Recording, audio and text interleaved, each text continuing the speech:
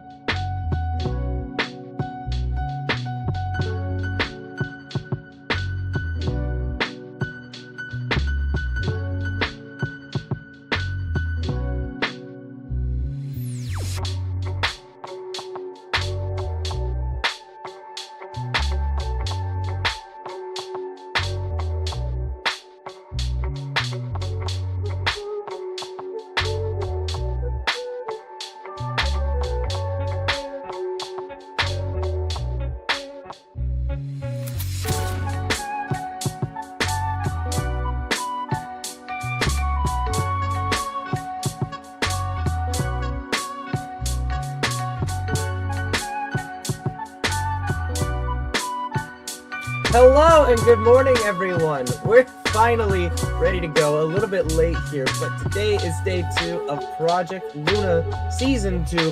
I am Getster. Joining me is my good buddy Kingfisher. How you doing, man? It's been a minute. Yeah, it has been, but doing good. Very excited. Like you said, day number 2 of Project Luna in 2 games. So whole day of 2's really excited to get into it. And yeah, very excited for what's to come. Happy to be here. Yeah, a whole day of 2's, but you know what's not going to be coming in 2's? The map count. Well, technically on the whole day, but these are going to be best of 1's that we're looking at. We've got 2 matches to bring you today.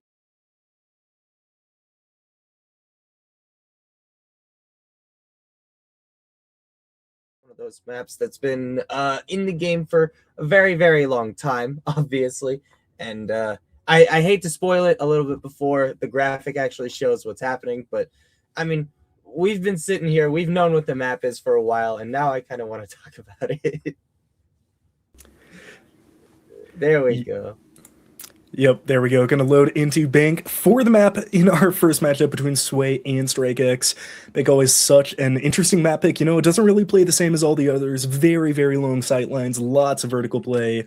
Be interested to see which team kind of takes a cake on this one, because there are some teams that really like playing this map, some that really hate it. And my first experience with, I think, both of these teams. So really interested to see how each side approach it. Yeah, I do have a little bit of intel on a little bit of this because fun fact, Sway, one of the rosters playing today, consists of mostly very good friends of mine. So I am very familiar with them and how they play. StrikeX, on the other hand, a little bit less familiar. But this squad did play in Project Luna Season 1, but only 2 of those players have returned in Yuling and Bloppy. Other than that, full European squad, 3 French players, 1 Polish, and 1 from the UK. And I have heard some recon that this is a very aggressive as well. So be fully prepared to see some rushes from StrikeX. Meanwhile, on the other side of things, Cassiopeia and Impala are teaming again after winning Season 1 of Project Luna under the Wildcard Queens banner. Excuse me. So these guys, in case you aren't familiar with the women's scene, they are very good. They're very good. They won most of the tournaments they played at the time that they were a squad. So this newer team consisting of Cass, Impala, Tycho, Rennie, and Peaches, I'm looking forward to seeing them play for sure. Yeah, it'll be a very interesting game. And of course, as we've been talking, the bans have rolled out on offense. Dokkaebi and Solid Snake taken out. I like the bans from the defense. Those two make room clearing so much easier on a map, which, of course, traditionally takes a very, very long time to room clear. On the defense, Clash ban, of course, very smart, very annoying op. The Smoke ban is a little confusing. I mean, it's a good ban, don't get me wrong, especially for basement, but I would think these players kind of prioritize the Goyo. They last longer, they damage more, they can be harder to take out. I mean, if you kill Smoke, his smokes are gone, but if you kill Goyo, that utility is still up on the board. So we'll see just how it pays off for him. Regardless, though, going to be very, very useful on this first basement side. Very true. Very, very true indeed. Now, one of the things that I'm seeing right off the bat is that I really like the Tachanka pick coming out from Cass, and that's not obviously we are several years post rework of Tachanka, so I shouldn't be shocked saying it, but it still does feel a little bit silly to say that out loud sometimes. But this is genuinely one of the best sites in the game for that operator. I mean, those are going to be so invaluable at delaying the attack from StrikeX here for as long as possible.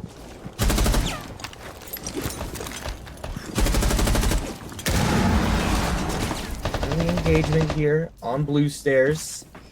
And you've got Rennie in position on this warden. Shotgun in hand, just ensuring that StrikeX does not have an easy time making it in through that particular entrance, but early pick coming out from Yulian onto Tycho. So no more Aruni to deal with, but theoretically those laser gates still up. It's time here for Sway to work with. They're still trying to clear out those rooms. We can see one here shooting through the barricades, not finding any successful shot, but delaying a lot of time here. The attackers still trying to work through. So much space being taken early on by Kiki on this Monty.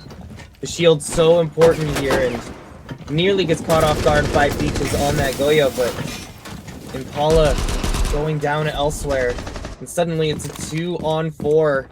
Make it a 1-on-4. Rennie completely on her own on this warden, but you at least know where one player is. Good pick onto Yulu, but there's still 3 more to get through, including a Monty. Good pop on the Goyo canister. I'm not sure Rennie realizes it, but all 3 players are in that exact spot. Wall gets opened by the thermite here. Now Rennie needs to hit 3 of the best shots of her life in order to take away this first round. It would close out an ace as well, so 50 seconds though, a lot of time to delay for one warden. We'll see if they can get it done, as they are in a really good position here to stop the plant. Of course, no smoke grenades on the board. Not pushing in now. A valiant attempt from Rennie, managing to find the first of those 3, but unfortunately not enough in that particular instance. StrikeX taking the first round there, and it seems like they're going right back to the basement. I kind of like that play, honestly. Yeah, we'll see if it'll work this time around. Got dismantled a little easily in that mid game. But of course, that can all come down to kills a lot of the time, not always going to go the attacker's way. And despite losing a lot of members, we're able to waste a lot of time. Granted, the attack was moving pretty slowly at that point, did not want to misstep. But yeah, never hate replaying the defense. Even if you lose it on the basement, it's still a strong site, no matter what. Almost certainly. This is definitely one of those sites that you will never be upset going back to, really. So, it's a very similar setup this time around. In fact, the exact same operator lineup as we saw in the first round for Sway here. The real question here becomes, does the setup change at all? Does the attack change at all? Because, I mean, it worked last time for StrikeX, so you wouldn't expect it to. And in fact, most of it will remain the same. I believe that, if I am not mistaken, the fuse is new. But other than that, I think it's just the same lineup we saw in the previous round. We'll see how well they can make it work. And of course, Fuse taking shield as well, so they actually have 2 here on the side of StrikeX. Interested to see if that worked. They weren't really able to deal with the Monty last time, and it is going to be a top-down clear. They do have this 2-brow upstairs. Impala still looking for their first kill, and with the AR-15, a really, really nicely suited weapon for these long hallways. Looks like Yuli going to be the one pushing up. And, I mean, if there's any player on this team who can, at any given moment, just start absolutely lighting up the kill feed, it is Impala. She is so good at being that aggressive player who either takes those first engagements or forces them to happen just by being the tip of the spear for her team, attacking or defending. So definitely expect her to be playing rather aggressive operators in this particular series. As StrikeX finally entering the building here. Just getting moving. Eventually moving towards blue stairs once again. There's the breaching charge onto the hatch. And they may just end up dropping through that, putting a whole lot more pressure on Rennie, who is stuck in blue as it stands. Good suited operator and weapon to deal with it, though. With that shotgun, no MPX gonna be able to take out anyone that tries to venture down to the stairs. Of course, has the Goyo to back them up as well. Gets popped on the hatch, so now Rennie knows about 20 seconds before they can push in. Monty pushing up and taking a lot of damage before the return kill comes through. Yeah, very solid shot from Rennie onto the legs of that Montaigne right as the shield gets distracted just a little bit, but not enough to take him out of the picture entirely. So now it's a 4 versus 5. With the health about equal across both of these teams. Good stuff from Peaches, though, to find that pick onto the fuse. And now Stall comes in. This is exactly what you expect from the Tachanka on this site. It becomes very hard to get into this one. And Peaches, once again, finding a pick here. Kiki's going to be going for the plant, and surely they do have this one, right? The smoke grenades have gone down, and the plant is down. 45 seconds now remaining. 3 versus 3, but Kiki goes down to the Goy canister that's burning.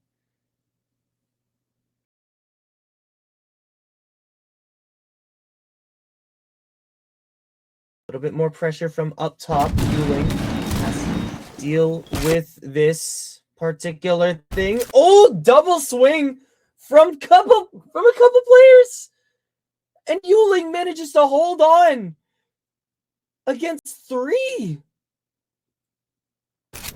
Absolutely insane stuff.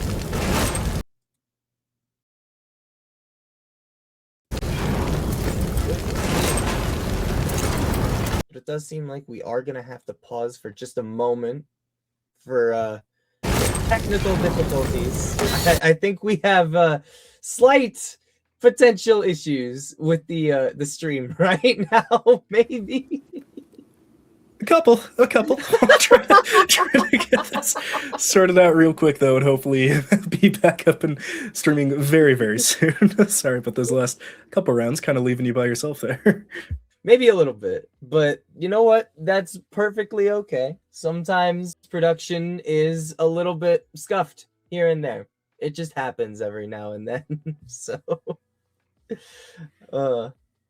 No, it's tough because so far I think that what we've seen is StrikeX. I mean, I was chatting with Impala right before this started, and they were talking about how StrikeX is a very aggressive team, and we are definitely seeing that right now. There is so much pressure being placed on players like Rennie, who are playing early on blue stairs with the Warden, with the help of the Montaigne Shield, with the help of the hatch being opened so quickly by the thermite. Just very everything's very calculated, coordinated, and fast. Like the pacing of this StrikeX team, especially on the attack, is very, very impressive. Yeah, from the couple gunfights that I've seen so far, they definitely look like they're on top of it. And, roam clearing, like we said all the way back before the map started, Bank is one of the hardest maps to roam clear. It is difficult, even for the highest level players, and they're making it look easy. They're really not losing a ton on those initial entries, and they're doing it fast too. That is always the Achilles heel, specifically for these basement defenses on Bank. If it gets down under a minute, you're just in trouble to play it. There is so much time denial working against you on this bomb site. That being said, I didn't mind running it back once for Sway. Now that you've lost it twice, I'd probably move on to the top floor site. We'll see if that's what Yeah. they like to do, but I think at this point, just kind of some new, fresh breath would be worth it. And I do also find it interesting. I believe off the top of my head, I'm pretty sure the bans for Sway were Snake and Dokkaebi, right? I know it was Snake. I Yep, don't remember if it was Dokkaebi. Okay, it was Dokkaebi. it was. So you're still leaving as it stands right now. Ace is on the board still. Hibana's on the board still. It's there is a potential bit of rough ground for these teams to cover here when you go to the top floor. So definitely a possibility of some operators being run into. Yeah. Going to be six picking off the fuse this time. They still do have that Monty in tow. Be interested to see how much kind of pressure that Monty brings on the top floor site, right? There are a lot of crossfires, and there's really not a whole ton of land in the building, so we'll see if they're able to take that front lobby, traditionally where the Monty plays, and I gotta say, I'm excited.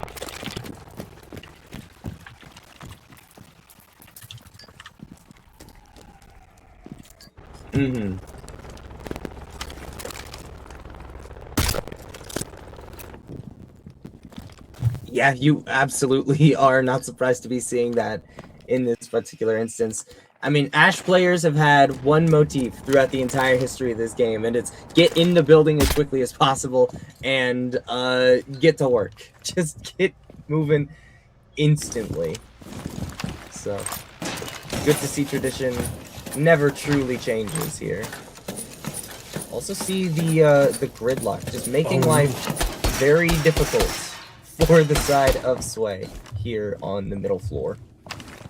And those gunshots gonna give it away. They actually did not drone out that Valkyrie. I don't think they saw her at all. Now here comes Ash moving in, and we'll get the first of the three Yokai drones with a little difficulty as frag grenades come out from Gridlock. Still now, this Monty gonna be a very big headache as it will open.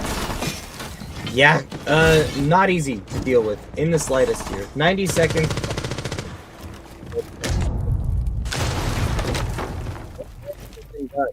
Outside of a small tick of damage on the cast.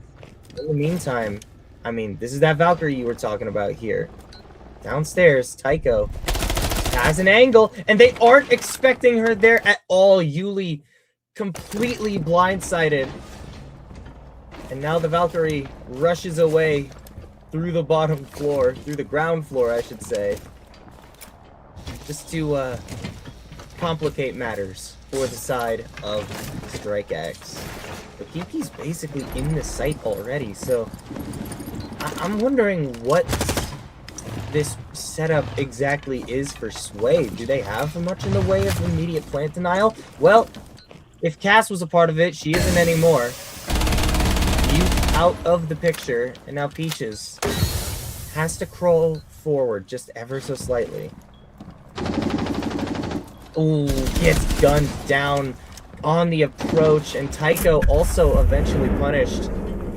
But Rennie, elsewhere in the map on the Echo, is able to stop the diffuser from going down with the usage of that Echo drone. And now with just a couple seconds left in the round, wait a minute, Rennie on the Echo, can they find her? Oh, no way, the kill rolls through at like just the last possible second. That's heartbreaking for Sway, just barely losing out on that round.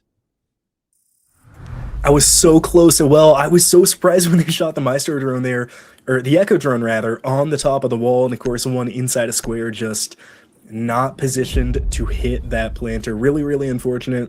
And the Echo ban rolling through anyway. I don't hate it. I mean, the Echo was millimeters away from winning that round. If it plays just a little bit differently. The Monty ban too, I think good on the side of Sway. You know, it's definitely not a crutch for StrikeX at all, but very, very preferred, we can see. And the Monty ban I do find a little bit interesting because obviously there's a lot more, you know, shield ops in the game. I mean, in this game alone, you've had to deal with a fuse shield. There was a little bit of OSA in the first round. So it's by no means an operator that they need, right? It's an operator that they very clearly enjoy having on their squad, but we've already seen that it's not 100% necessary for them. But Sway, on the other hand, obviously it's been kind of rough so far. We are returning to the basement with the same operator lineup that we saw previously, though. This is interesting to me.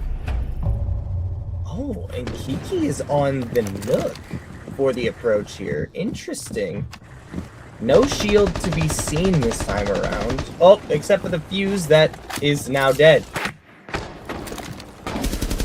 Wow, that drone hole is claiming victims here as Impala dishes out the shots. Yuli nearly going down as well inside that first floor. And Taiko will take Yuli down. They were still open at the drone hole. Oh, stop standing in front of the drone hole. Yeah, maybe don't do that.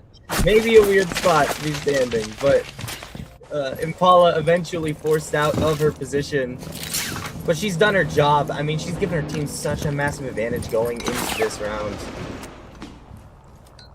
Even if she goes down pretty quickly here, I think she's happy with this round. I think her team is happy that she was able to put together, like, you know, anything of this particular caliber. Especially playing from the top in a basement site.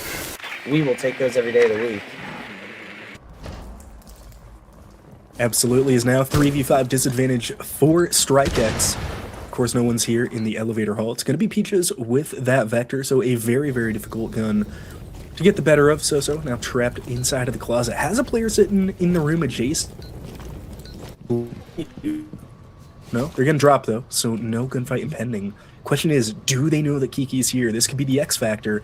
There are 2 on drones. All Kiki has to do is walk in and there are 2 free kills. Yeah, potentially could be free. But, I mean, Kiki making what some would argue is the very correct play and just being very patient, waiting for the team to give maybe just a little bit more intel. But, I mean, with that particular sound bit happening there, not going to be a laser gate. And now potentially Sway might expect something to be coming from this angle. They know that there's at least one player on the stairs, and now Kiki's position has been entirely exposed. Grenade to take out the bulletproof quick pass! Gorgeous shots onto the stairs to get that player out of there. And I mean, a nice little triple with the Tachanka LMG to close out the round. Cassiopeia puts her team on the board.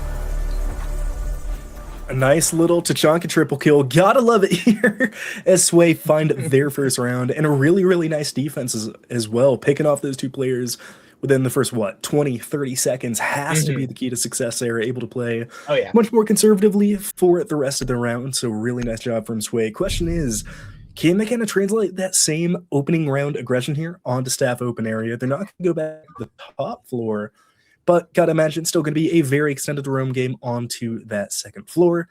And for them, you got to be hoping you get those early kills as well. And yeah, 2 of them in the first 30 seconds. Definitely, definitely nice.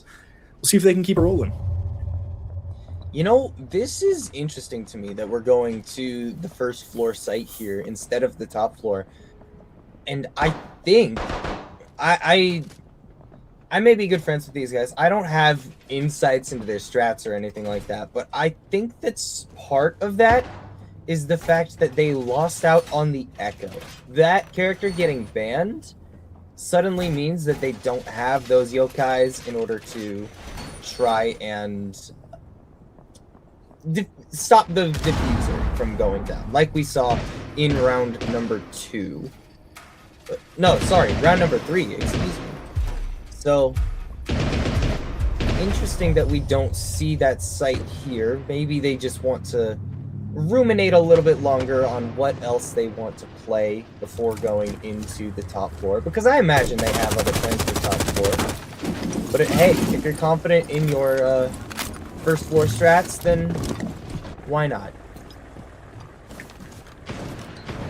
Yeah, it's a bit of a gamble. We'll see if it pays off for them. And of course, leaving the top floor open for round number 6. It could just be trying to finish strong. As now Zombie in trouble. As this smoke pops, Peaches needs to be very careful.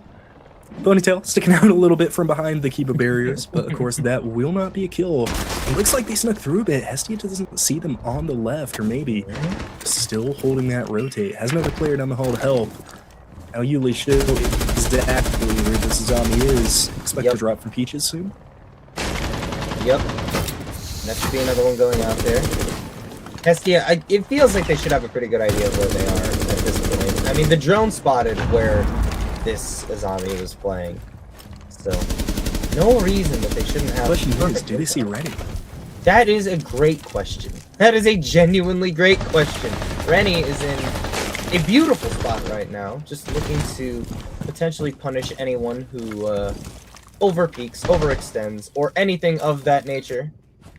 Rennie, oh, the corner spam, very nearly taking that character out of the picture entirely. Nadia getting downed amidst all of this somewhere on the map. Not entirely sure how that one happened, but anyway you slice it. Currently, StrikeX is down their Ram, and eventually Impala will find the kill. And Cass finds another one. Impala still slipping the bullets upstairs. The last defender on that second floor for Sway. He drops down. Rennie and Peaches have both retreated, and now the diffuser will be picked up. Impala's still on the second floor, still being hunted. But now all the defenders are gone. Top floor control solely in the hands of Sway. StrikeX gonna have to try to take this site and just hope they don't get cut down from above, but they lose their third. It's Peaches. Cuts down Kiki, all up to you and Hestia, who will trade. Yeah, it's a solid little trade there, and now it's just Hestia on a 1 versus 4. Gets forced out of position by the Goyo canister, and Impala is there to clean up the player trying to get away from the fire and the flames. But they will not carry on after getting out because, you know, they did. And now we go back to the top floor here. Very curious to see what Sway is going to do to adapt to the fact that they no longer have that Echo on board. And interestingly, it looks like we're going over to the route of a Castle and a Jaeger. Those are the two major differences. Yeah, two very good operators, especially for the top floor, can really make it kind of a headache to clear out all these defenders for StrikeX. But the one problem I got with this lineup, I think is pretty obvious. There is zero plant denial. They have one C4 in the hands of Mute. That's it. No smoke, no Goyo, no second C4, not even something like impact nades to kind of lob in the area. You are relying solely on gunshots, and they have an OSA, so that's just... I don't know. I don't see a way that they stop this plant going down without just killing them before they get into the bomb site. Well, if there was ever a team that's capable, that is gross. That is a gross array of lasers there from Tycho. Write that down. Write that down. Writing that down right now. I love Denari. I think this operator is so cool. One of the coolest they've put in Siege in quite some time, in my personal opinion.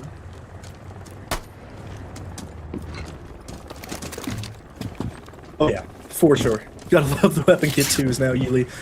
getting aggressive here, and I know hostess like to play aggressive, but I really want to see Yuli save the life. I mean, almost uncounterable in this current lineup, unless Cass lands a really, really nice C4, so it could definitely be kind of win condition, plant condition, whatever you want to call it. It's Nadia and Sosa waiting outside. Looks like might have been AFK for a minute, but if that's the case, they are back, and plenty of time to push in here. Of course, stocks is going to be the preferred take.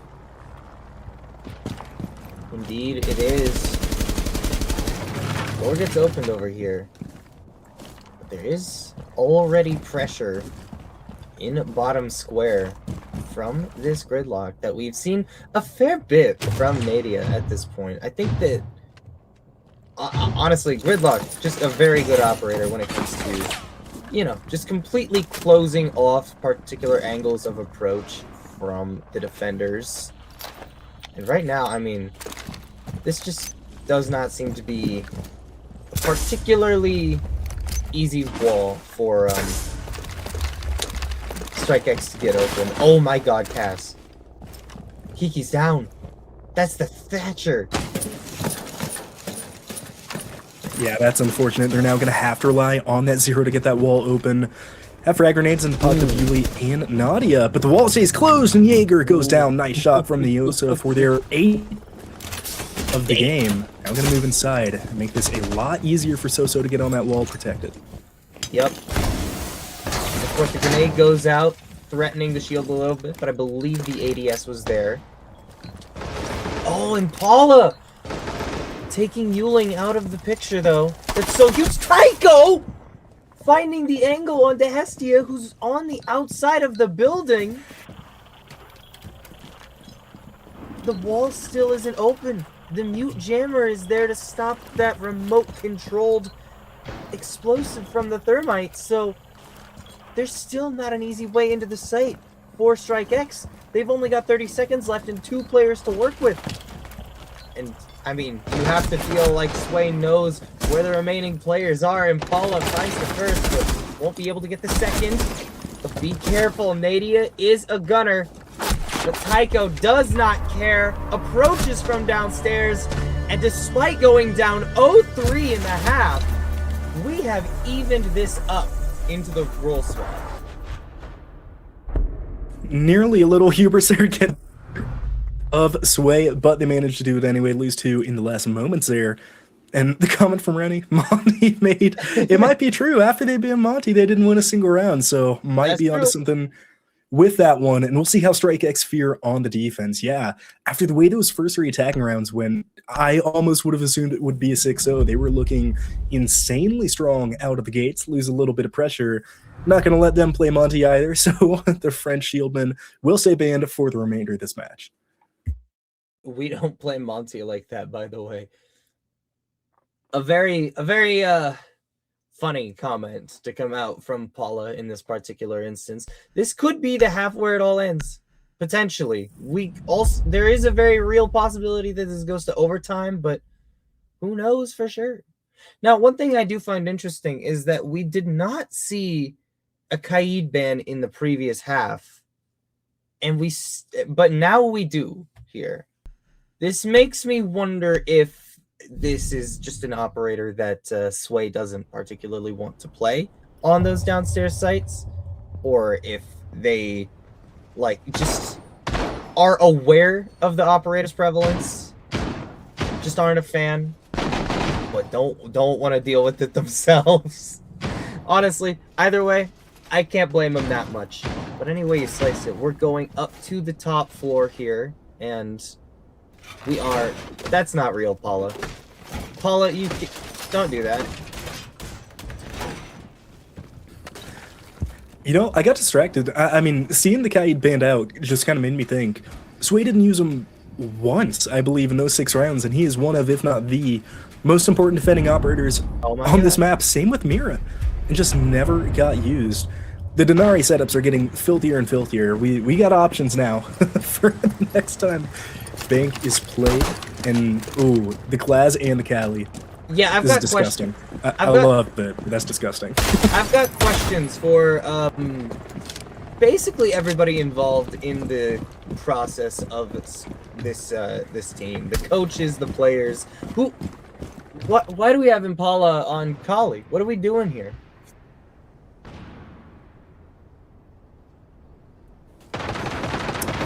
Yeah, I don't got a lot of words. This is an interesting lineup. We'll see if it pays off. I gotta assume they're going very, very heavily for a window take here.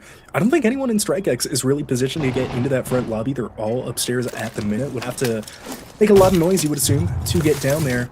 Of course, Ace being unbanned is going to crack that wall open like an egg, and Yuli goes right along with it down to 20 HP for the Castle, presumably taking a leg shot here from Cali. Yeah, distinct possibility for sure here, but there are a whole lot more angles currently open for the attackers to work with. Particularly, obviously, we're looking at Tycho right now, but oh, Rennie on this Capitao manages to find Yuling. Oh, and it gets so much worse. Impala has the angle through the belt, through the lobby light skylight of all places. And now they're down 2 players. Sway, man, it feels like, obviously, they started rough, but I mean, ever since that 4th round, they've just grabbed the momentum and ran away with it. They really have, and we'll see if the momentum keeps rolling. Diffuser down, Defender down, and now it's a 2-on-5, 1-on-5. Nadia, the last remaining to stop this from being a flawless round for Sway. They get out the window, and it is all but unwinnable right now. Gets one on the way out, though. Tycho falls. But yeah, Diffuser down in a bad spot for this Denari. Yeah, it's a horrible spot for the Denari to have to play around, and they know exactly where he is. But hold, never mind. Rennie manages to find the final shot, and I mean, beautifully played by Sway in that particular round there, just completely walling everyone out. And I didn't believe in the Kali. My fault. I'll shut up. My bad. Paula's probably gonna poke fun at me for that later. Was not familiar with Impala's game like that. Very, very nice round on the Cali. And yeah, gotta wonder, maybe that's making StrikeX thinking maybe Cali's air crutch. Maybe that's who you ban out when round 9 hits. But regardless, we're gonna go to the basement for now. Interestingly, they're not gonna take the Goyo, who I think is the best operator on the site, bar none. That being said, they have a smoke, they have a Tachanka. They should be more than fine when it comes down to it. We already know what Tachanka can do on this bomb site. Of course, back in, what was it, round number 4 there, Cass's triple kill to save the round. Really, really nice by Sway, who have now won 4 in a row. They're looking for their 5th, but this bomb site heavily, heavily defender favored, especially with this operator lineup. Indeed. Impala leaking fake strategies to the other team right now. There is no blitz, and they are not going dirt, as a matter of fact. But it is funny, regardless of all that. Now, Peaches, this is interesting. Just slow walking up with the Nook, making it impossible for StrikeX to know that this particular approach is coming here. Still moving very slowly. Eventually, we'll get to where she's going. But, I mean, there is someone watching this angle, so you gotta be careful here, Peaches. Interestingly, might not even need Nook. There's not a single bulletproof camera. Peaches falls. Don't need a camera when you have eyes. So able to get the best of that one. I guess saw the drone. But yeah, the Nook down early. That's a set of frag grenades and a very, very nice DMR. But that being said, Sway have pretty much the entirety of the top floor controlled. Nadia is still inside of open area. But when the time comes, they will fall back to site. So just a matter of time here for the attackers. Is Rennie just now coming out of spawn? Yeah. Getting some drone work done, I imagine. Still has a drone in the pocket. Maybe, though. Maybe. Only time can tell. But yeah, 140 remaining in the bank now, and... Uh-oh. Oh my. Might have just gotten a sound cue off of the barbed wire in that particular instance, and yeah, really, really well played there from Nadia to get that pick. But at very least now you have camera control. Thank you, Paula. Hatches are being opened as well, so By no means over is this round. Sway are more than capable of bringing this one back, making it a very interesting situation. But I mean, there are some very difficult spots you need to be able to clear out here. But out go a couple flashbangs and a couple picks back and forth. Cassiopeia, though, finding both Hestia and Kiki, nearly finding a third as well, but probably accidentally pressing that melee button. Gets downed eventually, so it's Tycho and Yuli. Two players on a high ping, looking for a 1v1 victory. Cass is also still on the ground and has potential intel. Tycho doesn't seem to realize that this Warden has rotated out to the lobby and doesn't have the shot. Yuling, after 4 rounds in a row for Sway, will finally get StrikeX back on the board. Nice round for StrikeX and almost falls apart too. Sway almost thundered through that one. But StrikeX get enough kills on defense when it really matters. Of course, now should be going back to the top floor instead. Going to prioritize the first floor, just like we saw Sway doing back in, what was it, round number 5, I believe. Ended up winning that round fairly handily, so we'll see if StrikeX can do the same. The Cali's on the board again. Wonder if Sway was anticipating a top floor defense, but with the angles on first floor, still could get some value if they want to stick the pick. It could. I don't anticipate this operator selection stays once they realize it's first floor here, but I mean, there's always a chance. This is Impala we're talking about. Okay, no, she is gonna go over to the gridlock. I'm not entirely surprised. But over on the defense here, I mean, this setup is rather interesting. I do quite like the Jaeger pick. That's the name of the character.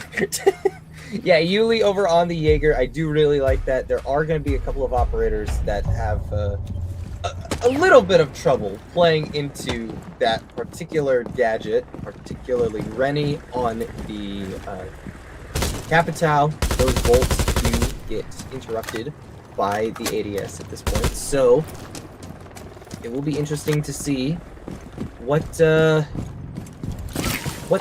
that particular defensive choice does to Sway's attack here. Kelly is going to be picked off, so no sniper this round for Sway.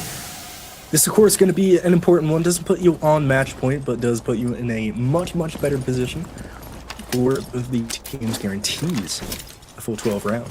If you win this one, Ace going to start opening up this wall. Already using 2 of the charges, so they're going to be relying on Rennie's hard-reaching charges here for any hatches they need. And Nadia's in some trouble. Finds a little piece of cover behind that wall, but they know exactly where she is. Should be just a matter of time. That SMG-11 is not a forgiving weapon at range, and they get one into the hole. Yuli falls after taking down Peaches.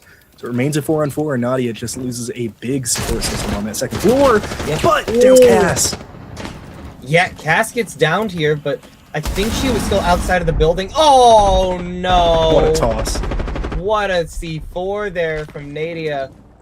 And now it's just Paula. And she just can't do anything there. The 2K on that C4 was so huge. Honestly, if that one doesn't connect, that round goes either way. But a huge momentum swapper there for StrikeX. Unbelievable play by the mute in the closet there. Nadia doing such a good job. I thought for sure the C4 was shot off the ground when I watched it from the player's perspective, but gets a kill and cleans up the double as well. Really nice control of that SMG-11.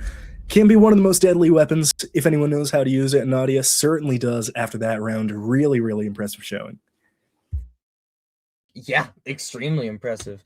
And now, for the first time, once again, not for the first time, for the second time, we'll say, Sway on a pretty significant back foot here. Obviously, you'd rather be down 4-5 than 0-3. That just goes without saying.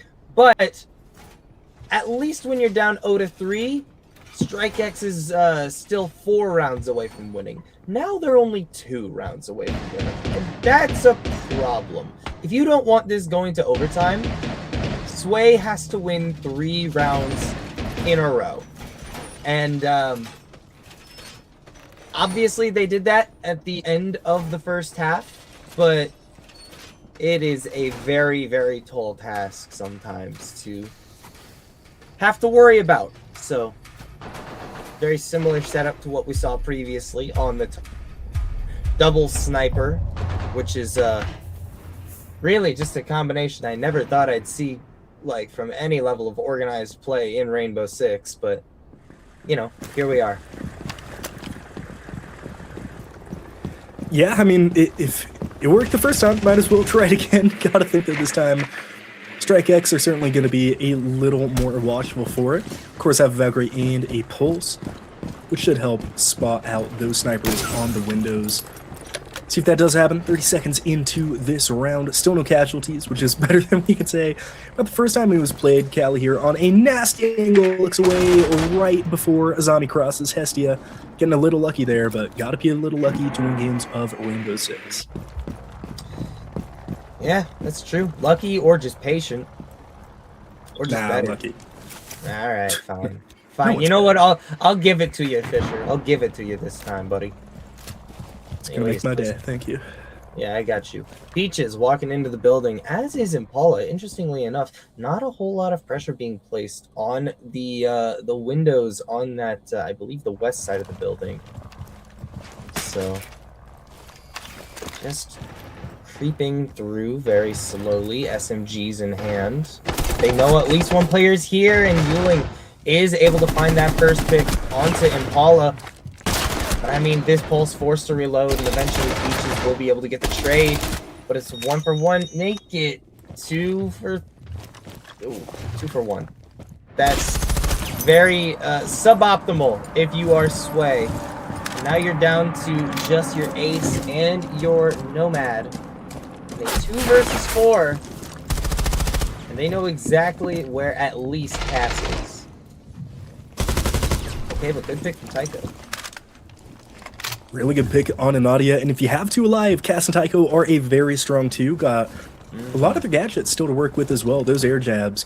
If they know somebody's in the elevator here, is almost certainly dead here. He would be very, very much in trouble with an air jab in that elevator shaft. But instead, gonna switch your focus to square open area. Of course, no wall denial from StrikeX, so Sway can find themselves a safe way into this objective. Question is, are the defenders aware? It looks like Soso's on the side. That being said, I don't think they know where the attackers are yet. But only 25 seconds. They got to move now.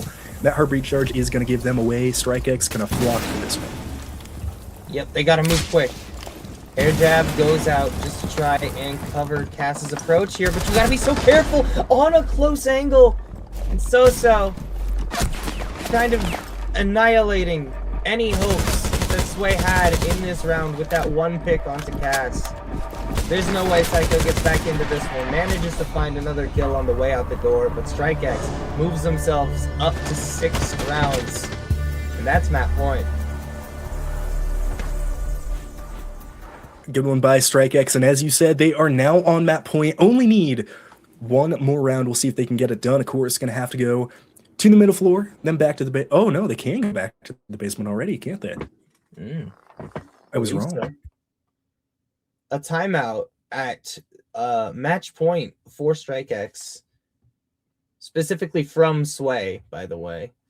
Feel like I should clarify that right now. This is not a StrikeX timeout at 6-round wins, everybody. Yeah, I think this is maybe a little late for a timeout in my personal opinion. I think that at match point is a slightly rough time to have to bring this one up, but at the end of the day, if it works for Sway, then it works for Sway. And we will see if it works for Sway. Because it looks like we're going to be seeing another defensive sight hold in the basement. Like you were pointing out, it is available to them. So hopefully this time around it goes just a little bit better for Sway's attack. Otherwise, this map and this match are going to be donezo. Yeah, could very well be, and I think I gotta agree with you. I personally never see the point of using a timeout on the very last round. Like, you're already losing, you've lost 3 in a row, arguably needed to use it a little sooner because you put so much focus on winning this one next round, right? Whenever you call a timeout for the last round, you're talking about this specific bomb site, what operators you're going to take. You're not talking about why you've been losing rounds, what you need to change going forward. It always just goes into one, so even if they lose this, or even if they win this one, rather, could be ill-prepared for round number 12. But all that is pure speculation. Will Sway is able to do right here, as he said. If it works for Sway, it works for Sway, and we'll see if that's the case. A Deimos and a Ying in pocket here. Have the Doki as well, so a lot of roam clearing tools and a lot of confusion going to be sewn into that bomb site whenever they get close. A very, very aggressive composition coming out here from Sway, by the way. I mean, this Deimos from Impala is an operator pick that I am shocked we have not seen sooner in the day. Like, this is one of Impala's favorite operators in the entire game, and I am very excited to finally see around where she's playing it. Pushing through top floor, just making sure it's all cleared. I'm fairly certain nobody from StrikeX is on the top floor, but I could be wrong. No, they're not. Nadia's playing on first floor, and as we've seen, Nadia is very, very difficult to get out of position, so that will take a lot of time. The question is, I don't think... We saw the Deimos earlier, yeah, they haven't spotted out the Thorn yet. The only two we can track is going to be Yuli and Hestia. We're both in the basement. They still could be call. Might prove otherwise, as Nadia is certainly going to be closed in on. Deactivates the phone early, though, so they might not have heard it. Oh, they see the Thorn trap now, though. They pinged it, so now the Apollo can track. Indeed, indeed. And that's going to be very helpful for clearing this particular player out. What in the world was that? Beautiful stuff from Tycho. Just getting the information from the teammates and knowing exactly the spot where you needed to shoot. And now, I mean, this first floor, free reign. Open the hatches. Open sesame, everybody. And now, Paula, I imagine, going to be dropping down very shortly here in order to look for some rather aggressive fights. But we're just under 60 seconds now, so Sway can't wait forever. Yeah, it's as we said at the very start of the map, right? If you don't start your execute with almost a minute on the clock, it seems impossible. They have Tachanka, they have Goyo, they have a lot of tools. Stall that time. Question is, will it be efficient? 30 seconds, and you gotta think this is too much Sway, but they're coming in from so many different angles. StrikeX might just be overwhelmed. Dokkaebi freely into the garage. Does anybody know she's there? I don't think they have a camera here. I don't know. I don't think there's a bulletproof or anything on this angle. Damage goes out here. Tycho with a great shot onto Yuli, but a couple more good shots come out from StrikeX. 3 versus 3 on the site here. Make it a 2 versus 2. 7 seconds remaining on the clock here. Peaches with diffuser in hand. Has to start putting the diffuser down. Where is this? Oh my goodness. The engagement is perfectly taken by Rennie. And I cannot believe that round got that close, that down to the wire. But Sway barely managing to take it away from StrikeX, keeping themselves alive for at least one more round. Great execute by Sway. I was getting so nervous. They used a lot of time to drop down those hatches, but there was no fire. Not a single Goyo got popped. I saw one Tachanka firebomb that happened at like 50 seconds.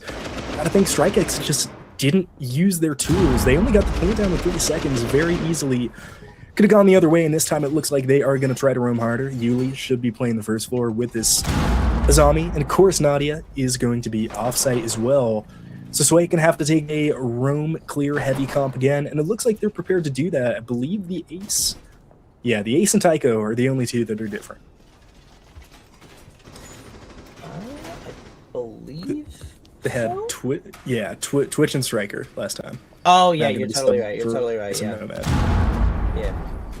I was wondering, but like I was also confused because Tycho has been on a lot of Nomad in this particular series. An operator she is very proficient at. So Not a surprise to see her on that one. But now 5 to 6 is here. You will notice a lot less chirping in the all chat at this point in the game, right? Like, everybody is absolutely locked. Neither of these teams want to lose. And they are taking this at just about... You will see them take any game of Rainbow Six. This is final form of both of these teams. Just completely and utterly locked. Yuli is in the janitor closet here on this floor. Have they seen Yuli? I don't think they have with the I drone. don't think they did, but they should Oh, well, hear. Yep. they see her and the hatch is They reinforced. see This her should now. be dead as on. No. Oh my goodness. What are you doing up here? Kiki manages to take Peaches out of the equation, and that means no more Dokkaebi. That could potentially be very bad for the side of Sway, but they seem to be doing okay thus far without Peaches on the field. 5 to 6 with a player advantage. And Cass is starting to open up some hatches here, but Nadia gets the pick. Not before the hatch is properly opened, though. So at very least, Cass has done at least part of her job. Getting a hatch open and dealing some damage to that Vigil. That's the name of the operator. Sure is, and gotta think a little over aggressive from Cass. Like you said, opens the hatch, so job done. Essentially, that's what you gotta do. But with the rest of the team upstairs, you know there's a Vigil. You know you can't drone them out.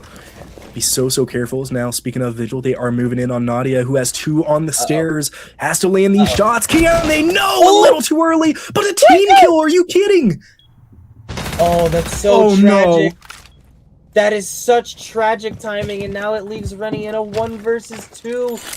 Does have the can opener to get down through that hatch. And a second. That one's not even reinforced. You don't need it, but he's opting to expend it anyway.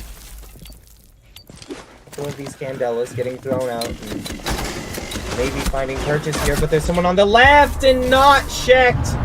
StrikeX gonna take this one away in a heartbreakingly close 7 to 5. Well played to them. Yeah, really well played. And oh my gosh, that last round, so painful. Sway was so close to taking that one. An unfortunate team kill, not enough roam clearing, whatever it may be, they just aren't able to get it done. That being said, 7-5, easily one of the most competitive matches we've seen so far in Project Luna Season 2. Yeah, and great job from both teams. Sway still going to be looking for their first win of the season. Yeah, it's been a really rough start for them so far, off to an 0-2 as it stands, with a I believe that's going to put them in a -7 round differential. That's kind of crazy. Yep. I did not expect that from this team in particular. But hey, there's more time. There's more matches for them to come back into this one here. The bottom 2 teams out of the 6 playing in this tournament will not be qualifying for playoffs. So plenty of time for them to avoid such a fate. For now, I believe we are going to be going to a quick break. And when we come back, we've got ourselves another series, so don't go anywhere.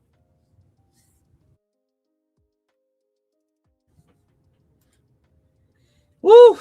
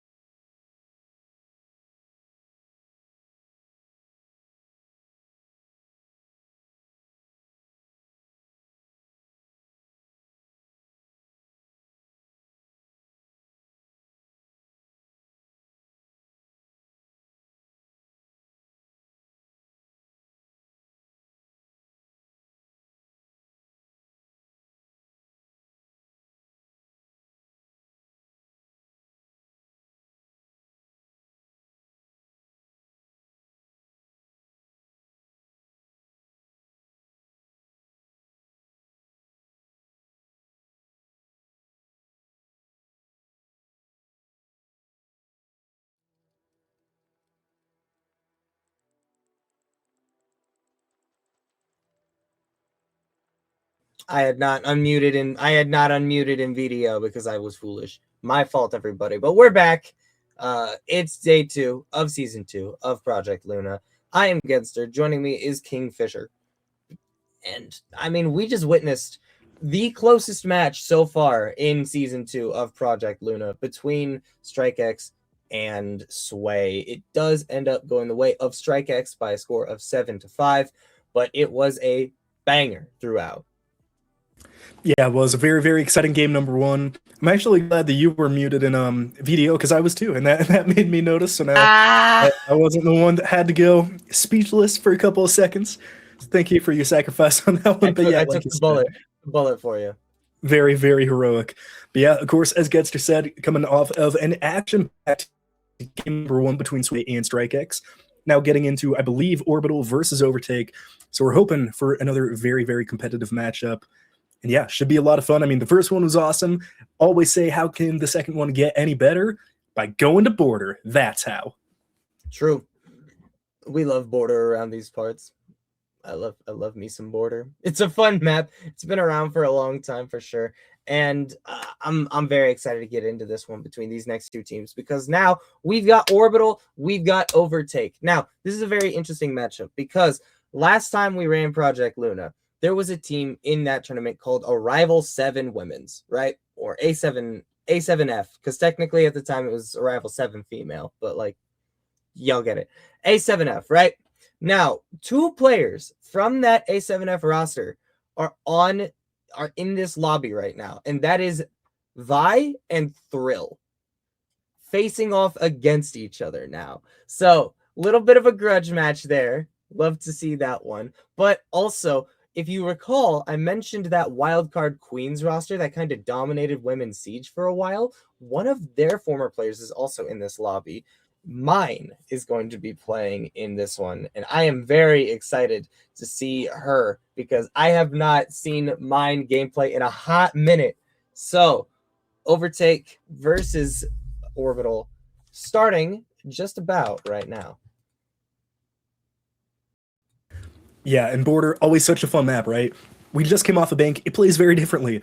There's not the most strategy in the world like there is on bank. There's not as strong of a roam game like there is on bank. It all comes down to gun skill. Whoever has a better gun skill wins Border. 9. Oh, on the Blitz ban. Gosh dang it. I wonder if that was a team that plays Blitz. I always love seeing Blitz played in R6. Hate seeing him on the enemy team. Love seeing him in any other context. But won't happen, at least for the first half, being banned as well. So guess an Orbital just really, really doesn't like flashbangs. And, you know, hey, fair. Some people don't. Definitely among one of those myself. But interesting bans. A lot of utility could have seeped through on this offense side, like the Deimos being piloted here by Fawn Style. Listen, sometimes you just really don't want to have to deal with that Ying. And I feel like Ying is a character that I very rarely see get banned unless it's on Border. You know, it only ever happens here. But anyway, you slice it. We're starting out exactly where you would expect us to be starting out. We are upstairs. We've got a fairly standard operator selection here for the side of Orbital. I'm not at all shocked to see Midtorius out here on the Kaid. That character is broken. Very good at keeping walls closed. The claws are extremely powerful here, but I mean, you got to be super careful about some of the characters that Overtake are showing right now. Things like the Twitch can very easily hunt down and get rid of those claws if given the opportunity. Things like the Deimos are great at hunting down individual players in different parts of the map here. So very exciting to get into this next map of Border, but very, very curious to see where it goes, at least the first few rounds. Absolutely, and it looks like Overtake here, taking a large number of DMRs on their team. Of course, come to expect this one. Oh, never mind. Isn't mine. Using the F2 instead. A very, very powerful gun. As a player here on the stairs, but inches away from the headshot. That is, that's Flurry there. On the smoke. Someone who's coming up as well. Of course, an indirect that take going to be the play here. CCTV looks to be the main target, and these players inches away from each other, but no kill just yet. Flurry is in a rough spot. Needs to be really careful, but it looks like Midtorius is close by to help out as well.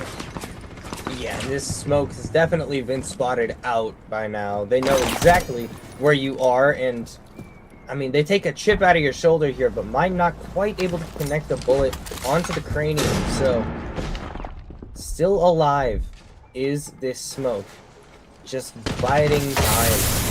And popping a canister to get mine off of the angle, so maybe retreating here a little bit is the smoke, but won't make it far. Thrill able to find that elimination in the end. They're moving in very aggressively here. This Deimos is so close to the Amai. Now they're having some trouble staying alive, and instead it's going to be Midtorius that falls. Rock gets a kill credit for that one. Sid now left in a 2v5, trying to play aggressive with this Warden, but taken down by the pistol of the Deimos. It is all on Viveka in a 1v5. Can they get it done? It's a flawless round. It's a super shorty kill. It's a thunderous opening round there by the attackers. Yeah, that was insanely fast from Overtake once the execute actually started to roll through. I mean, it took a while to set it up. I mean, obviously clearing a smoke off of the stairs is going to be one of the most important things you can do in that particular instance, but I mean, after losing just one round on the top floor, they've already opted to go down to bathroom tellers. I don't think this is a bad call in the slightest from Orbital. I think bathroom tellers is a very interesting site because it's probably the best first floor site on this map. Maybe. Would you contest that, Kingfisher, my friend? I mean, I'm personally partial to Workshop just because I'm really bad, so it's easier for me. But in a competitive standpoint, yeah, I think Bathroom is just the best. If you have a team that knows how to hold Workshop, of course, the room we're spectating right now, if you hold that shop, this site is almost unlosable. The bad part is, that is a really tough room, right? You got to be very good at Rainbow Six to keep control of that room, but you get crossfires into basically all the site. The vertical play is only really existent in the bathroom, and of course, if you have Workshop, you don't need to stay in the bathroom, so it'll be a very important one. We'll see if Orbital are able to keep it closed. Of course, Kaid's Electro Claw going to help with that. But Overtake's fast IO gameplay, it's going to be slowed down a little bit here. On the top floor, you can literally get onto site within about 10 seconds of entering the building. Definitely going to have to take your time, do a little bit more room clearing down here on the first floor. Yeah, you got to be real careful here if you're Overtake, but eventually entry will happen. The question isn't when. The question isn't where. When, though, it's where. Like, 'cause there are a million different approaches that Overtake can use to, you know, get anywhere near this site right now. I mean, we have Thrill over on the south side of the building, I think. At this point, honestly, by the way, I'm just making up directions because I genuinely don't remember which direction is which on this map. So my apologies if I'm getting them wrong, but 2 minutes now remain on the clock, and still, I mean, it's been quiet so far on the engagement front, but a couple flashes go out, big damage on the metronome. The player gets flashed, and Flurky will not be long for this world. But Vi gets the trade with the Nitro in hand. Before now, just over a minute and a half left to play. Make it a 3v4 as Mine takes down Sid. Nice spray with the F2, and of course Deimos on the top floor looking to do some damage as well. They have the hatch open very early on. A minute and a half should be more than enough time to play with here from the vertical. Oh, but at the angle on the Deimos, good damage from Midtorius. An excellent clap back here. But Thrill finding two more. Man, Thrill is just on fire right now, and I mean, looking at the wrong angle of approach there, unfortunately. And that just means it's another round win under the belts of Overtake. Yeah, they're looking very strong right now. Kind of gives you shades of game number one we saw today, right? With StrikeX doing a great job on the attack, clearing out early, getting themselves on a roll. We'll see if just like Sway Orbital are able to get their feet under them, start taking some of these defensive rounds. Going to go back up to the top floor, and you know, despite how quickly they lost it in round one, make no mistake, this is the best bomb site on the map. Some of the first floor sites are viable, but nothing is as good as the second floor. They're going to try to hold it for a second time here.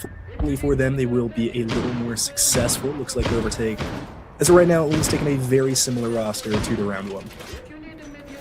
Yeah, it seems rather similar here, but I'm curious. What is the setup for this sentry? It's a bulletproof and a deployable shield. Okay, just wondering because every time I see a sentry or a striker, I have to take a mental note of what they're bringing along because it's like obviously this character is so versatile in the ways that you can help assist the site setup in the case of Sentry or assist the attack in the case of Striker. So Sid, in this particular instance, just opting to bring along the very standard, like, you know, the shield for positioning purposes, the bulletproof for reconnaissance purposes, and yeah, I dig it for sure. Meanwhile, on the Overtake side of things, once again seeing a Deimos pick, once again seeing a Twitch and an Ace. This is not the first Bravo we've seen either. I think Thrill played Bravo in the first round, if I'm not mistaken. But Rot on the Lion, I believe, is new. I think so as well. We'll see if... wait. No. Rot had a 417 in the first round. Never mind. Unless we were just playing... They might have been playing her operator with the 417. I just remember the gun. But regardless, still looking for the first kill. 1 minute into the round, we can deliberate about the ops later. When my targeted by Deimos. Of course, I know right where they are as Rot takes down Vi for the first kill. Damn. 1 minute in. Not a bad amount of time wasted, though. Fine. And the problem is now, that main wall cracking open like an egg. Doesn't look like the Kaid used an Electro Claw. Speaking of cracked open like an egg, there goes Flurry, Fawn style, with another great kill. Is now a minute and a half, and a little bit change to play. 2-person advantage for Overtake, and Orbital is again in a rough position. Yeah, I mean, they just keep getting caught on the back foot here. I don't think they've had a round so far where they've had an opening pick. It's literally always been them starting at a disadvantage anytime a gunfight happens. So it's been rough for them, and hopefully they're going to be able to turn that one around here and make this a close match because, I mean, the players on Orbital, they are more than capable. I've seen them play before. They are quite nice at the game, as it turns out. But it does get real rough when you have to play against players as good as Overtake, who thus far, I mean, they've barely taken any damage here. Rot is the one who hurt the most, and he's maybe taken 10 damage.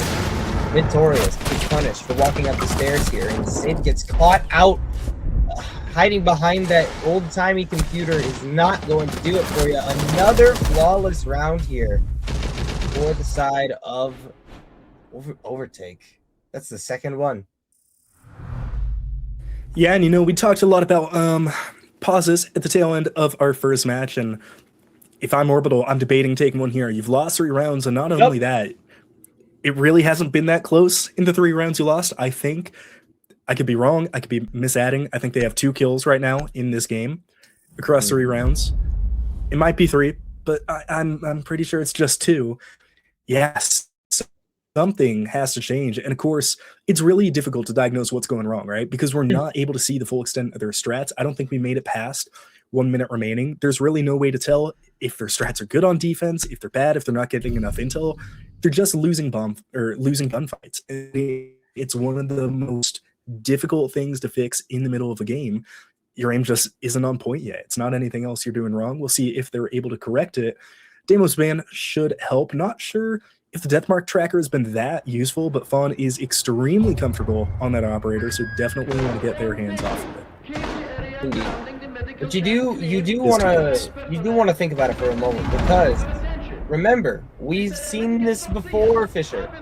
Our previous match started 0-3 on Bank and ended 7-5. Granted, the team that took the early lead ended up taking the map away anyway, but anything can happen. Orbital, this is your time to start changing things and start mixing it up and potentially start in here, especially with the Kaid off the board. That character is so strong with such a crazy good gadget, such a crazy good weapon. It's not beyond the realm of possibility that they are able to start a very reasonable and doable comeback here. Yeah, definitely possible for Orbital. And of course, it all starts right here. They're going to go back to the bathroom bomb site. Don't want to reattempt again on the top floor, and honestly, I don't blame them. Haven't been too close. Is Flurry going to be spotted here by Solid Snake's gadget? It's going to be fun trying to recreate that same success they had with Deimos. Of course, with another great gun in the F2 and another very annoying gadget for the defenders. Still know that there's someone downstairs. It is going to be that Legion pushing in on Flurry. It looks like it was on the other side, right around Workshop. Being said, I don't think they even realized the fog of the build here. Maybe not. Like, I mean, I get that Snake is the master of infiltration, but this is ridiculous. Kind of crazy, but... Oh, they definitely don't. Oh, they've got no idea. They've got genuinely no idea. This bandit is on a rather interesting end here. That is Looking very low here. peak. Fawn. Oh my god. That was gross. Completely annihilated in that particular gunfight there. But Rot finds Sid, and Fawn finds Victorious again here. And now a 1 versus 3 for Vi, who, a great player. Don't get me wrong, but this feels like a very difficult situation. She has done the first bit, and that is 1 kill at very least for her, but now she's got to find Metronome and Fawn. That is a ballsy play by, and it nearly, Fawn is able to land the final hit. I really dig that play, but not quite gonna work out. Yeah, that was a great play, and Fawn played that dangerously too. All you gotta do is sit below the tiles, wait till they hop in. You can see Vi outside, but regardless, gets a kill, so can't harp on it for too long. 4-0 for Overtake. And Orbital, they just don't look ready. They're not ready for a lot of these gunfights. I don't know if they're really feeling comfortable so far on this map. It does not seem like their preferred pick, given the way it's been going, but Border is a fairly even map. I mean, I think almost all maps in Siege are inherently defender-sided, but you can win attacking rounds. You can undoubtedly be an attacking team on Border. It's still not the end of the world, but they need at least one, if not just for the score on the board, for momentums, mentals, whatever you want to call it. You do not want to get full swept in half on Border. Yeah, that is that's a pretty miserable scoreline to have to look at and be like, okay, we still have to play. It's rough. If you get 6-0'd in the first half, it then just becomes a whole thing of like, why am I even here? And that's when the mental really starts to slip. Obviously, it could be pretty bad right now. We don't know. We don't have their comps. We aren't in their heads. But as it stands, there is always still a chance here. 4-2 half is a very, very, very winnable situation for Orbital to find themselves in here. So.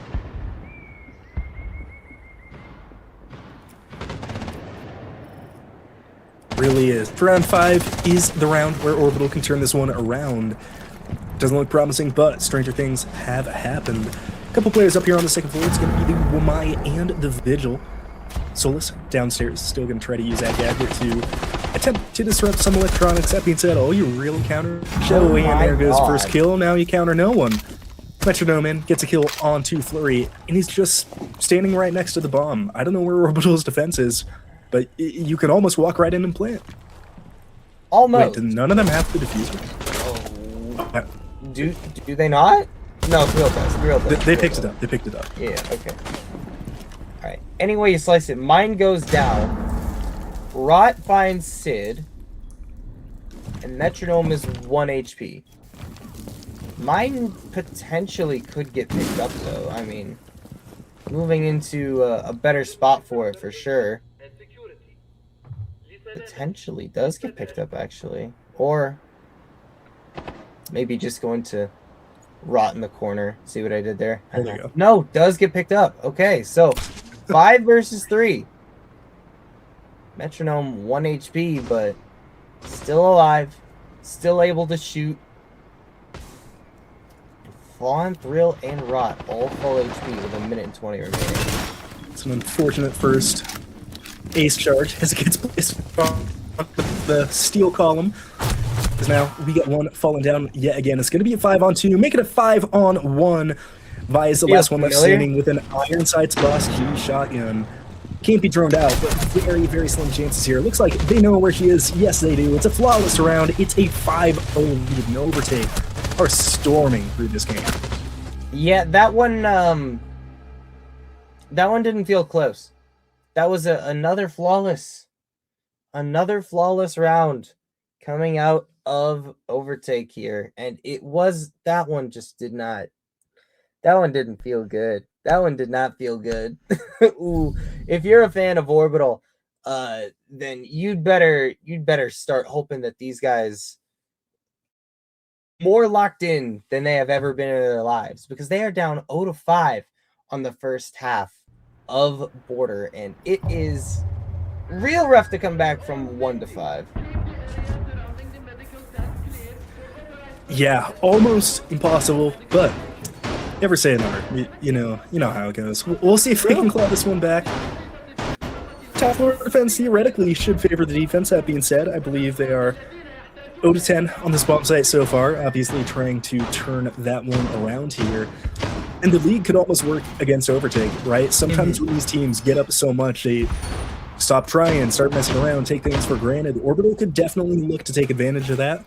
Only problem is, it's really not strats, it's just the gunfights. They're not winning the gunfights. And even when teams are overconfident, it normally doesn't affect the gunfights that much. It's just really kind of the strategy that can get thrown out the window. But that's not how Overtake are winning right now. Indeed it is not. The gunfights are making a world of difference right now. The highest fragging player on Overtake is Thrill, currently sitting at 8 kills and only 1 death. 1! In the 5 rounds we've played so far. Utterly absurd stat line coming out from Thrill as it stands here. As I mentioned earlier, former player for that A7F roster that was quite good. If the real Women's Siege lore heads will know, A7F was quite good, quite a solid team. But now, Razor Bloom gets popped. Mine takes a lot of damage from that and doesn't have any way on the team to heal that back up. No Finka to speak of, but still alive somehow, despite the connection at Gadget. But finally, is that the first opening pick that Orbital's had this game? Yes. Well, very nicely done to Flurky. They have mine low as well, so it's looking good here for Orbital. Flurry playing their life really, really well here inside the corner in offices.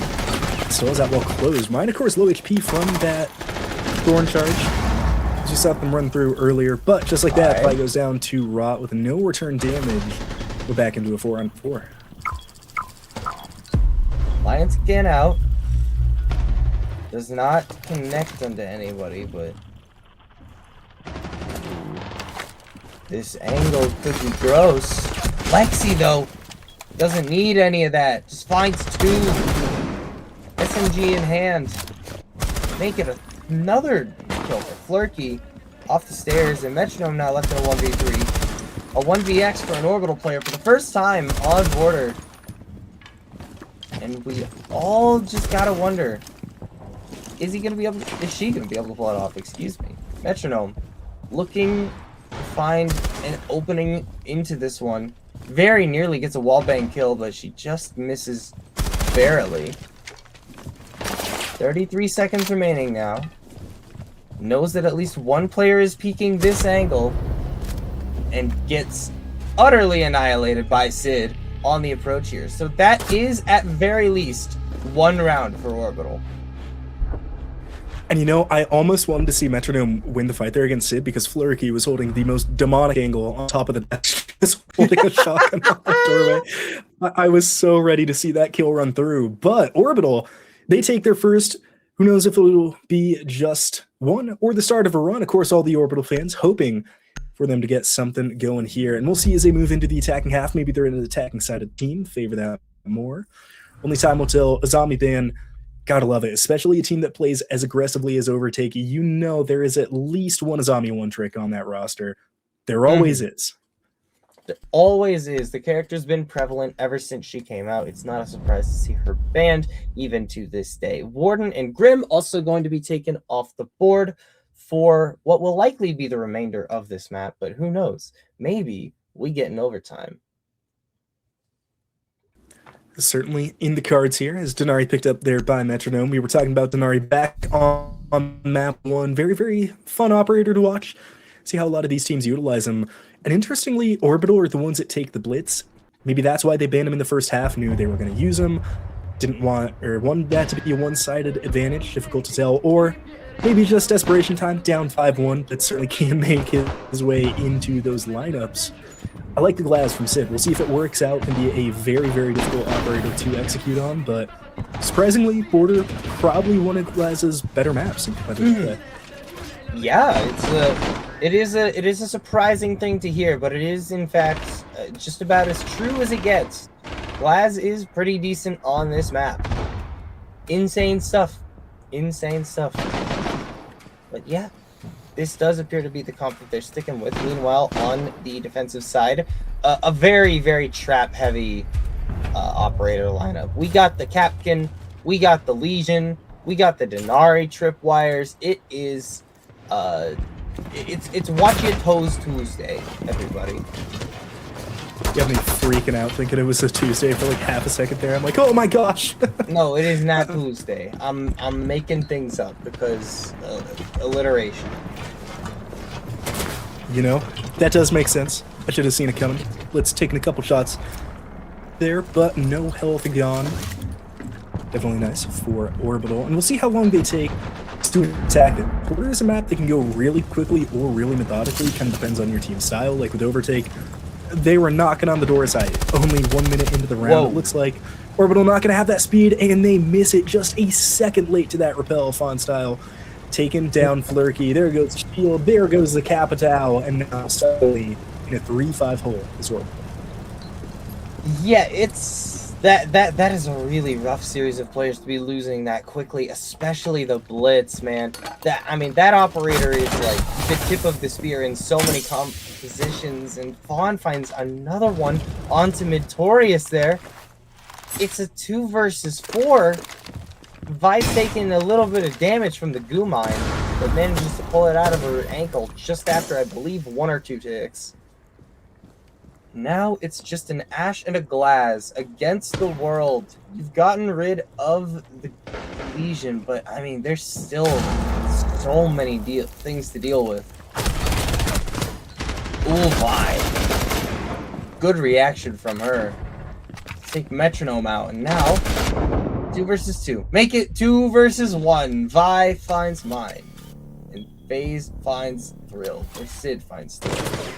So now it's just down to Rot, who has full health and is more than capable of stealing this one away in a very unexpected manner. But Vi is on a great angle and will seal up this 2 versus 4 clutch in order to move us in to round 8 without Overtake being on match point. Another good round by Orbital, and gotta respect the way they claw that one back, right? Down to very, very leaves them in a 2-4 and just able to execute. Get all 4 without dropping another member of the team. Really, really nicely executed by the attacking squad. Question is, can they continue that kind of success going back up to Armory? It looks like a very similar lineup for the defense as well. And, you know, I don't mind it at all from the defense. They should have won that round. They kind of had it in the bag until they just didn't, so definitely don't hate them running back the same strat. See if Orbital can execute a little better this time. Of course, they got the win last time, but ideally, you know, you want to keep that Blitz alive. You want that Twitch alive for those later executes. Yeah, you would love to keep them alive for a very, very long time in these rounds here. And I think, like, that's one of the most impressive things about that last round for me, that Orbital manages to recover it with only 2 players after first losing their shield. Not just losing their shield at some point in the round, losing their shield before anything else had happened in the game. Like, I don't know. I'm just extremely impressed by that one.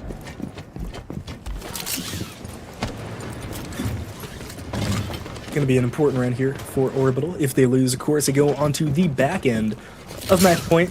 Not the place you really want to be in any of your Rainbow Six Siege games, but if they even get there, or if they can open this one up nicely. There's a Valkyrie in the board here for Overtake. I can't remember if they had the Valk last time. Some more knowledge might have done them good here in the first Rotero drone. Going to be popped. Used to detonate that Banshee from Ra inside the default plant. Takes a couple shots in the back, does Flurky, but Lexi is actually going to be the first victim of this particular round. Mine with a great headshot from the DMR. Such a powerful weapon in the hands of Operator. Rooney definitely not what she used to be, but still quite good, as it turns out. Big damage, and there's so much utility in this hallway that Flurky is basically trying to single-handedly clear, and Thrill is making it even harder for that to happen. Sid and Notorious both going down here, and this is a 2 versus 5. I know we just saw a 2 versus 4 clutch happen, but this surely feels like the scenario where we finally send Overtake to match point, right? You know, you would think so. We'll see if it happens that way. They still have a shield in front of them, so not over here for Orbital. A really nice tool. And of course, you have Vi with the R4C, who's been by far and away the best member of Orbital so far this match.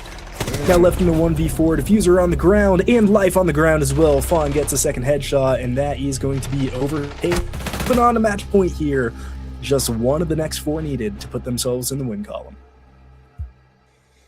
Yeah, well done to them so far for taking 6 rounds. Only 1 left before this map ends entirely. Now I am very curious to see what they are planning for this last one. That's a real Caveira pick, by the way.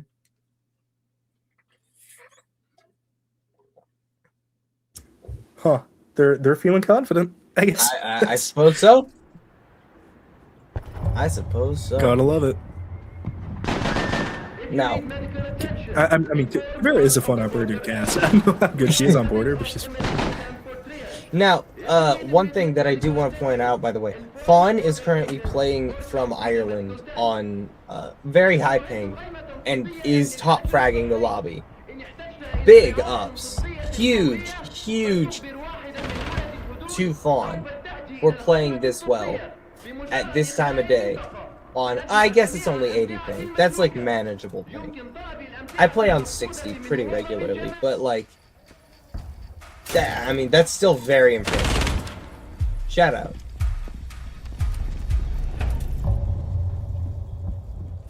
Could be the very last round of the day here for Project Luna. If Overtake are able to take this one, this is honestly, it's like those games at the arcade with all the lasers on the walls that you got to step over like, to get to the end. Yeah. I don't know how anyone's making it through the lobby there with Tanari.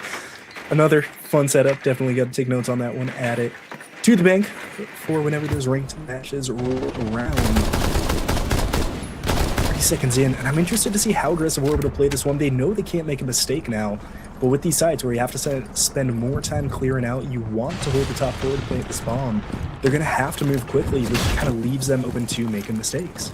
And they're going to be looking to utilize Sid on this ram to maybe just find some particular openings and particular angles onto the site here.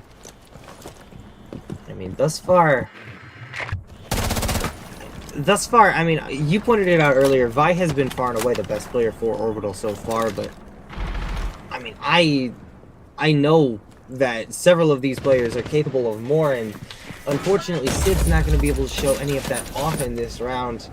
Mine with another great shot to take her out of the picture. Flurky, though, starts to get the little bit of a get back here. Wait a minute, a couple more picks roll out. Fawn going down, and now Mine down.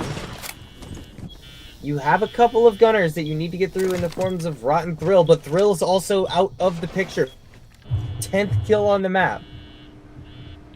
What also finding out though. On to Lexi. Another 1-to-1 trade.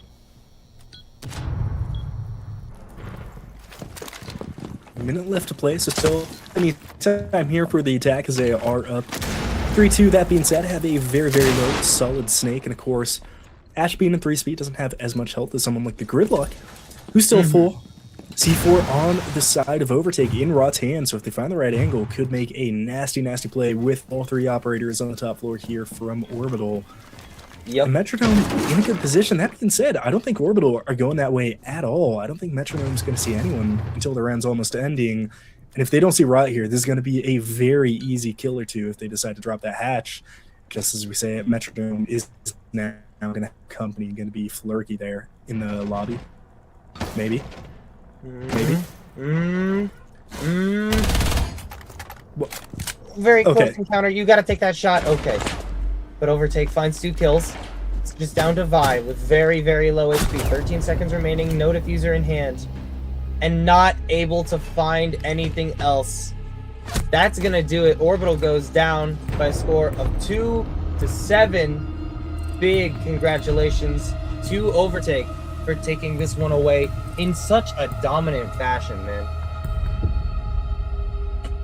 Yeah, really, really nice game there by Overtake. They're able to get that one done a little bit slower than maybe I would have thought after those first 5 rounds. They do drop 2 whole rounds, so very easily able to take care of Orbital there, who, despite losing by a lot, had their moments. Vi looked incredible all game long, and really the entire team had moments where you thought they were going to be in the round. They almost won the round. I think a lot closer than the stat line will show, but at the end of the day, it is still a 7-2 victory for Overtake. Very, very